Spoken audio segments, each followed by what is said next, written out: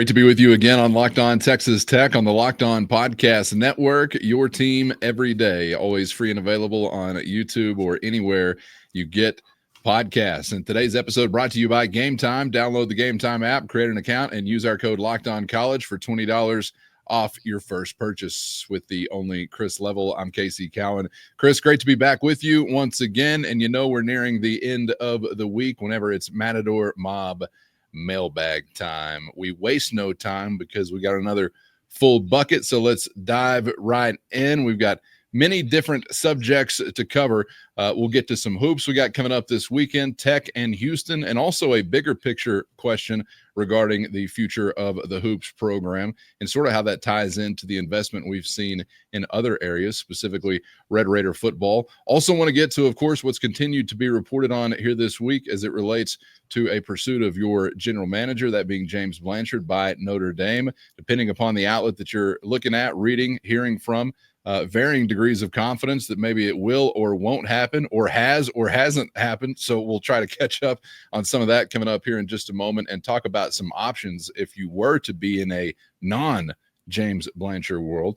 But wanted to begin, Chris, with what I think is a fair question from one of our Matador Mob insiders. This is from Brian. He says, as a matter of fact, only question that matters. I don't know if I go that far, but that's what he has to say regarding the ankle of one Darion Williams. Red Raiders survive without him, but man, we know how important he is. So do you have a feel for maybe what the status is? Is it just going to continue to be a game to game? Does it depend on the context of the game, maybe as to how much they'd push Darion? What do you think? You know, I think Grant has gone back to the precedent where we're in this for the long haul. We got to make sure he's right, and we can't just keep dragging this thing along and then having this reoccur and all that. It's just not worth it, especially now that you're kind of seemingly ahead of the curve. Not that you want to take that for granted. You'd like to keep building on it, obviously, but I think that they're, now that you've seen them shut him down or miss a game, I think that it's definitely a question mark for the Houston game and even going forward. But it also is not going to surprise me a bit if he's back at it against Houston. And I think that's up to Grant and Mike Neal and Darion and kind of, where everything feels and what percentage you're at, how well can you move. You knew what my thought was. It's going to be very difficult to win the Houston game if everybody's healthy and you play a really good game in general. Yeah. So if there's any question, I just don't see the downside in going, hey man, if you're not right, and let's just not chance it. So I don't know what that looks like. Now, I really wouldn't like your chances against Houston if Williams doesn't play, but that's just kind of the part of the journey of your season that you've got to make some decisions. There's different forks in the road you can take, and I thought he'd play against TCU, but obviously they, felt different. He felt different. It wasn't right. And whether it was, hey man, let's just get him some extra days, or hey man, he's not right. However they came to that decision, because I think it was a legitimately like a game time decision. We'll kind of see where that goes. But man, you're not getting to where you ultimately want to go, which is, contending for this conference championship and getting into the NCAA tournament and trying to make some noise. You're not getting there and doing those things without him being a part of it. You can maneuver your way through some of these games and still get the results you want, but big picture, you got to have him. Yeah, no doubt about that. All right, thank you for that question, Brian. You old sod buster. Shout out to Lamb County, Bailey County, Cochran County, wherever you're traveling these days. His spread stretches far and wide. This question from Justin: win or lose Saturday against Houston, is there something you really would like to see as far as it relates to just the team kind of being on the right track or maintaining some momentum? If they don't win, does there have to be something that takes place to kind of still make you feel good about the direction you're headed in? This kind of sounds like, you've approached this, you've described it as you have. This approach from Justin kind of sounds more like more chips in the middle of the table, I guess, on Saturday. But I don't know. What are you looking for maybe to give you some peace of mind still, either way? Well, there'll be a lot of eyes on this game. I mean, this will be a bit of a national game. I mean, this is two ranked opponents. I think some feel like that not only is Houston the best team in the Big 12, but they may be the best team in the country. You're at their place. Again, it's just a heck of an opportunity. And I will say this, in that you absolutely want to compete to win, but by virtue of just playing Houston, your resume will improve. And I think that it's I'm not in here for the, hey, keep it close and that'll be good. But, you just don't want to get blown out, obviously. But I think that the net, the Ken Palm, all the stuff that we've been talking about, that will improve by having played this game, even with a loss. Bottom line, that's the beauty of the net, is it factors in everything, takes into consideration all the stuff. But I think I'd like to see, can you play these guys with, because I think what happens is when you play these physical teams, at times you foul too much. And now, granted, they may let you play a bit in Houston, because I'm telling you, those referees walk into that building and they just they leave their whistle in the car. It just doesn't, it's just not, they just kind of let it all go, and that may benefit you, but you need to be ready for a fist fight. You need to be ready to push and shove, play through contact, initiate contact, all the stuff. And so I'd be curious to see how you can handle that. You've been a really good rebounding team, but Houston is the best rebounding team. And that would be something that I would say, because you're going to see these guys again.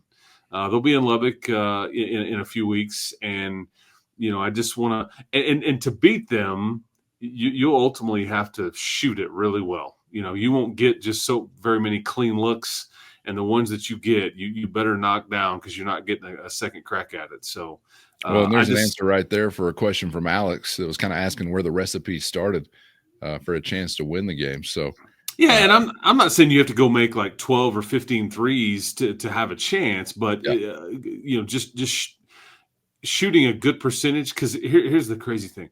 Like, you're one of the best teams in the country at field goal percentage. Like, you've been hovering around 50%. It's not quite there now, but like Houston, they keep teams, like on average, keep teams in the 30s. Pretty salty. I mean, it's a stout test, man. Yeah. It's a stout test. And again, you don't have to be perfect to beat them, but they just this is a really well-coached team that plays really hard. And man, when you get a little talent and play hard together, that's well-coached, I mean, it's a tough nut to crack. That's dangerous. Yeah, Alex says he and his son are going to be there. First live game for his son. Quite the one to choose, and best of luck to you boys.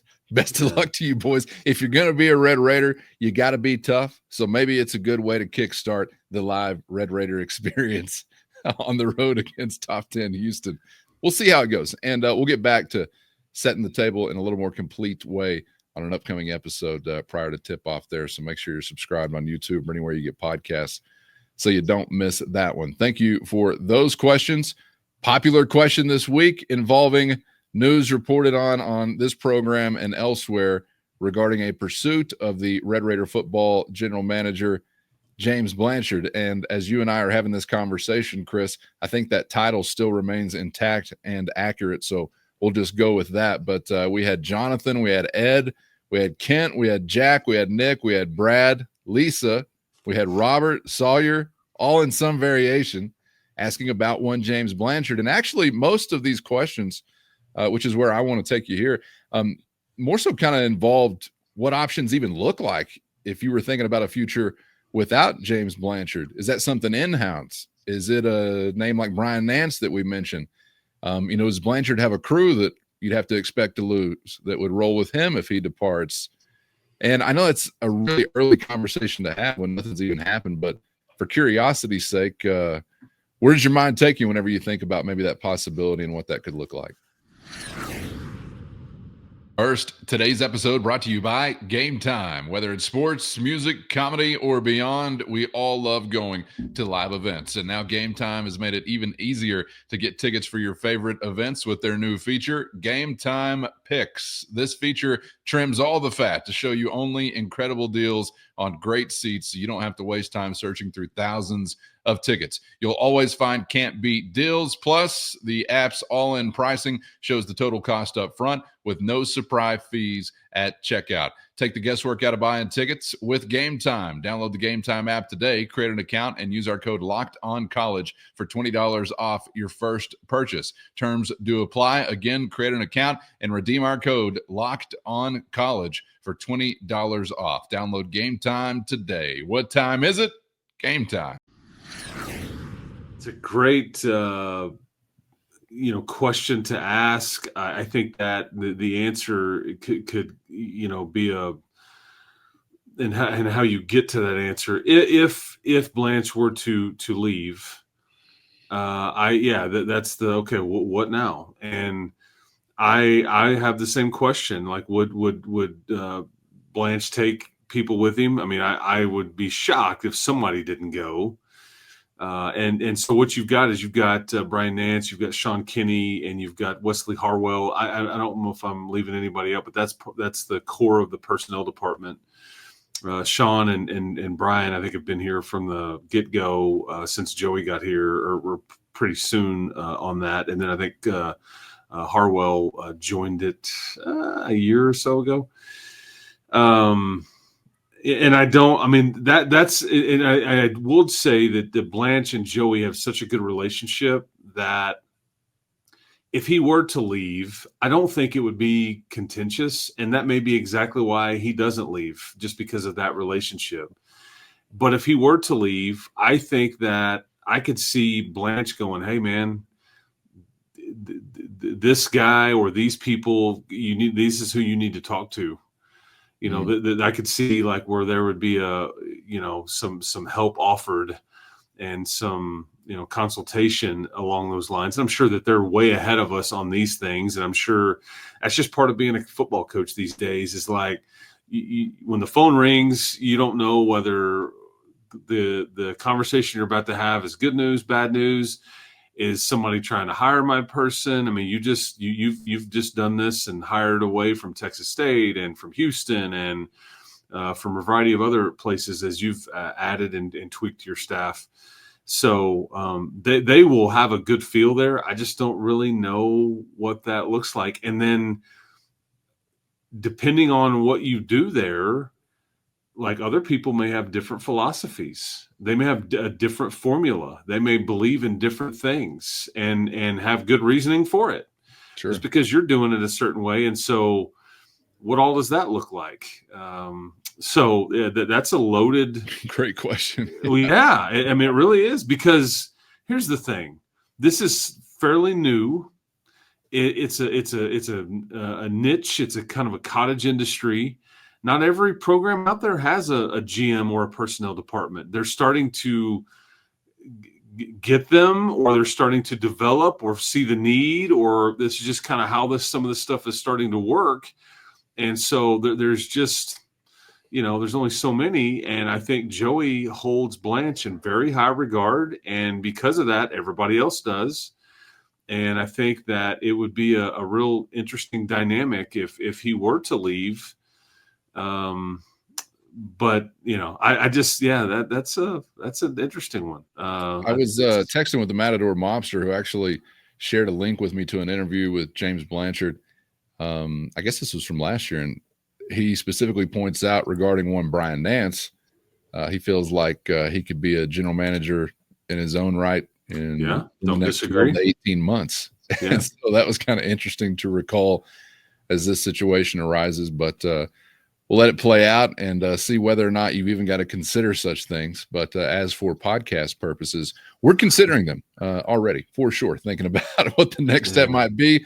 And I hope to God, like you were talking about, the football program better be considering these things. They better be ahead of everybody else, or you may be in trouble. All right. Thank you all for the question about James Blanchard and options moving forward. Sawyer had a question related to a recruiting class, and Brad kind of asked something similar. Would a departure affect a recruiting or portal class? Brad asking, can players who transferred to Tech this winter transfer again in the spring if that were to take place? How does that stuff kind of line up? If Blanche leaves? Yeah. No. Yeah. Yeah, okay. no, they're I mean, could it affect somebody that's currently committed or something? I mean, I guess, and Blanche would tell you the same thing. I mean, he's part of the cog. He's part of the machine. And a lot of times when a coach leaves, everything, well, there goes our recruiting class. Well, I mean, in some cases, sure. But in a lot of cases, I mean, it's like, hey, I was going for these other reasons, but they would not, like when a head coach leaves, everybody can get in the portal and you've got the 30-day window that doesn't apply to a GM or anything like that. That's just the head coach. And so, all that would stay fairly calm, I think. Now I can't say for 100% because it could absolutely, because you're getting this at the end of a cycle. And I guess the beginning of another is kind of when this is playing out. I mean, heaven forbid this conversation is happening, November the 28th or December the 5th or something. And you're like, oh boy, at that point, it could have massively affected everything that was about to happen with your portal class, your recruiting class, everything, but not near as much now. Cause it's all you're locked and loaded. And now you're just now the beginning, but could it affect your 2026 class? Sure. Yeah, no doubt. All right. Thank you for that question. Switching gears here. Eric and Jeffrey both asking a Texas Tech basketball related question. In general, the theme is, where is EY? Jeffrey also asked, why are we not playing EY with Williams down top and supposedly not 100%? It seems like a good idea to get him more minutes. Is he hurt? Is it doghouse? Didn't look terrible early on, but we've had questions like that. It seems like week after week, people noticing that he's not hitting the floor. Is there something obvious to do with that? I thought that there may, if with Darion not playing against TCU, I thought, okay, but you just played 7 guys, but I thought this was the time that maybe you throw him in there a little bit, but it comes down to trust and execution and all the stuff. I mean, he played a minute at the end of the Arizona game. He played a couple of minutes in Utah. That game was a blowout in Salt Lake City. The last real minutes he had was against Lamar on December the 21st. And he went for 13 and 5, but now you won by 50 or 60 or whatever it was. But I like EY. I think we saw some glimpses last year, I guess, and we've had a similar conversation recently where I guess I thought that when Cambridge was not a part of this deal, I thought that maybe you would still have a 9-man rotation and he would just be the end of it, but he could offer up some things, but they're just not there yet. And I don't know what that means for like EY in the offseason. Like, I don't know. I mean, because you're going to look up here in 2 or 3 months and he's you're going to try to put your team together for next year and he's going to be a junior next year already. Is there any hope that this can turn? Is there any hope that he can be a bigger piece to what you're doing? He's got some skill, but it's, I think at times the game moves a little too fast for him. And at times he shows some glimpses like, oh, okay. So because he played 17 games last year. He got thrown into the deep end of the pool at times toward the tail end when you were in, tail end of the conference season and Big 12 tournament and things like that. And he was playing big minutes because you had no choice. So natural progression would be into even more this year, but yeah. And this is like the Micah Hudson thing in that, look, coaches aren't always right, but if they thought he could help and help big, they'd put him out there. Yeah. So they just haven't pushed that button yet. Now, maybe it's coming. Maybe it's necessitated by another injury or foul trouble or whatever it is, but you're just not there yet. So and I'm not at practices per se, but he seems like he's in good spirits, and I know he's got some skill and he can step out and shoot it, and he's got some size to him. I wouldn't say he's a physical player per se, but I think that he's still practicing and grinding it out and trying to improve and trying to stay ready. So there you go. All right. Thank you for that question. This question from Mike in Pennsylvania. Shout out to PA, who asks, are there any big money donors lined up for basketball to hit the transfer portal in March and April prior to the rules changing with revenue distribution? Just curious if we have an aligned strategy. and plan similar to what happened with football. Are there any big money donors lined up for basketball to hit the transfer portal in March and April prior to the rules changing with revenue distribution? Just curious if we have an aligned strategy and plan similar to what happened with football. Yeah, some of them are the same that you have in general, and there's some that are specifically interested in basketball.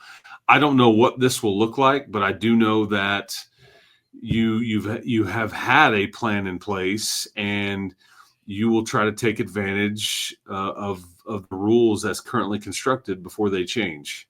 Mm-hmm. And I think that basketball will continue to get a lot of attention there because it's one of two sports that bring in a lot of the money. And I think that, everybody kind of directly involved or on the outside looking in, everybody's kind of aware of where basketball stands on campus, and it's meaningful. And so, yeah, I think that you'll try to. Now, what does that look like exactly?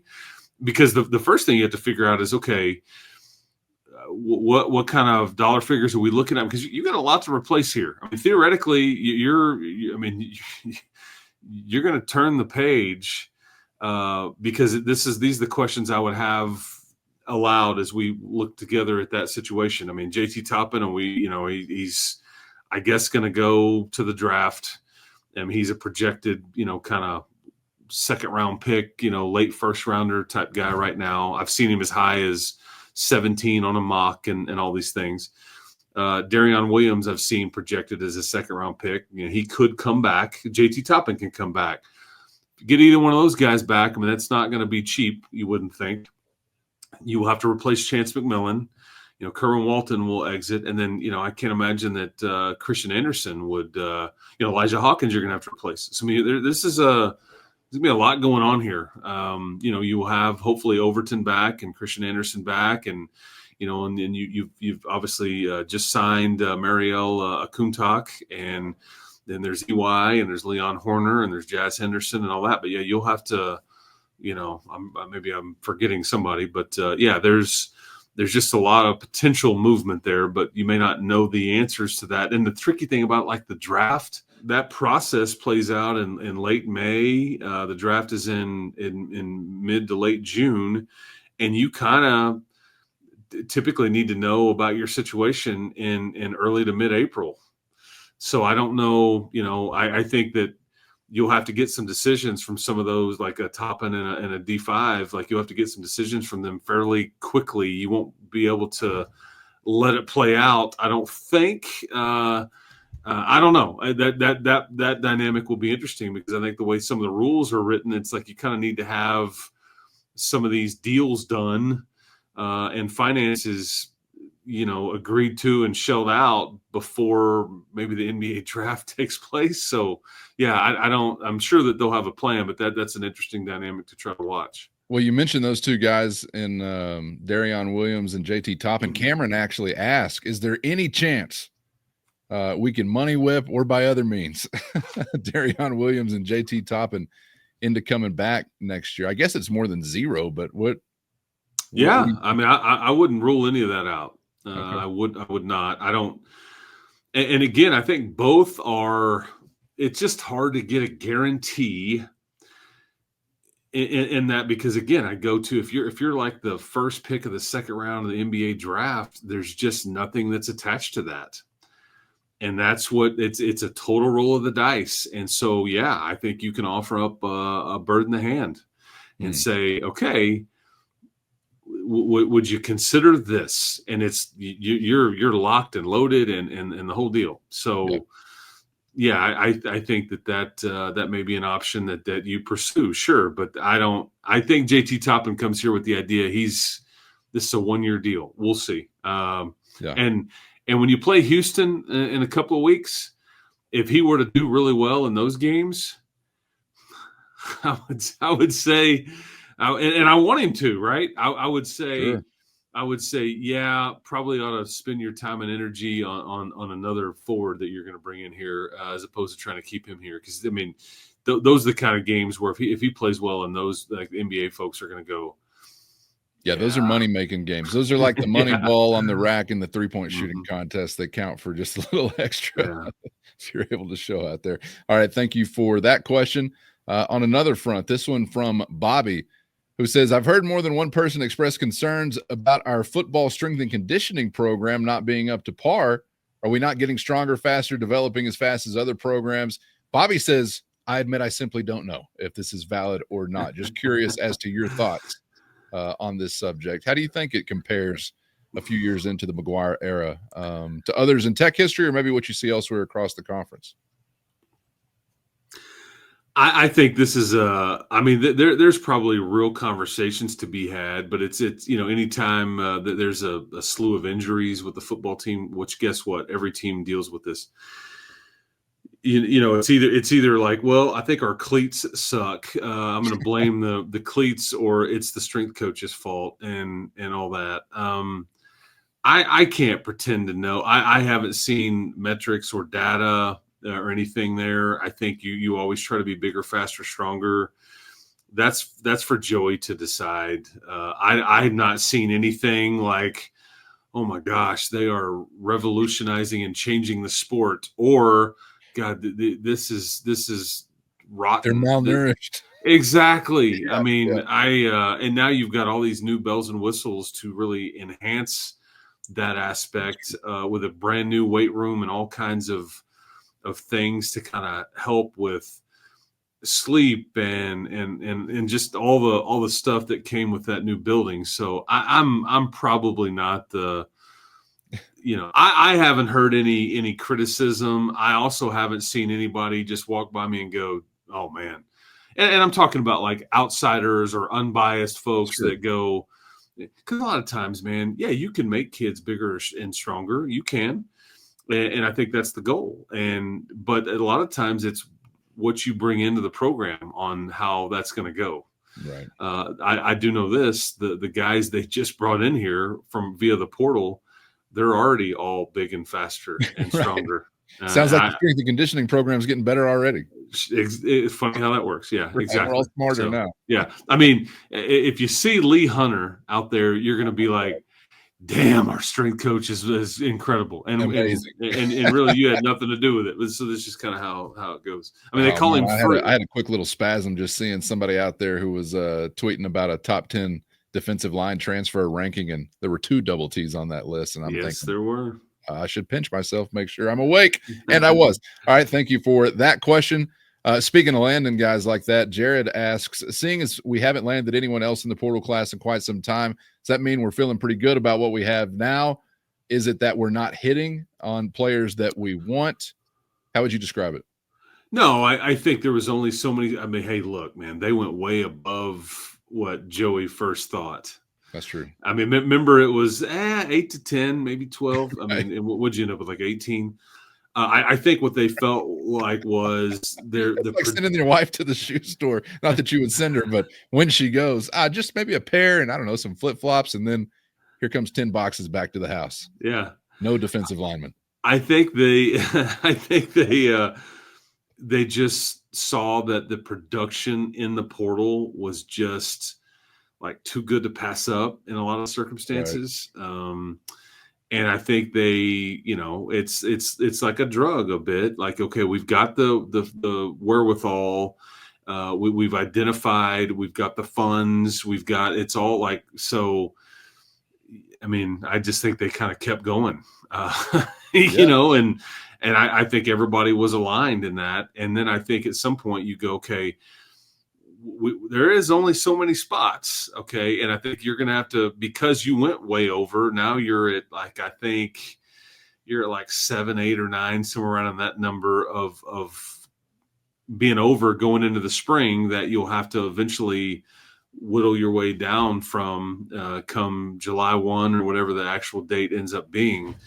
So that's why I think that and again, I think that, had, what was it, Omari Evans from Penn State. I think if if role and NIL and need and all that kind of aligns, I think you would have taken him. But it's also, if you're looking to start, I don't know if we can offer you that. If you're looking for this much, I don't know if we can do that. And again, you're already over. So you're at this point, okay, now I'm adding to the list of guys that I'm going to have to cut. And, it's just all, you got to weigh it all out. And I think they obviously brought him in to visit. So they were serious about it, but then it just, he ends up at the University of Washington, where I'm sure he'll start and all those things. But I just think that you were okay with it not working out. But I don't think you're on the hunt for anything right now. But again, we'll circle back once you go through spring and you decide to see what's out there and see maybe what you need and what it looks like, and then you'll revisit. All right. Appreciate that question from Jared.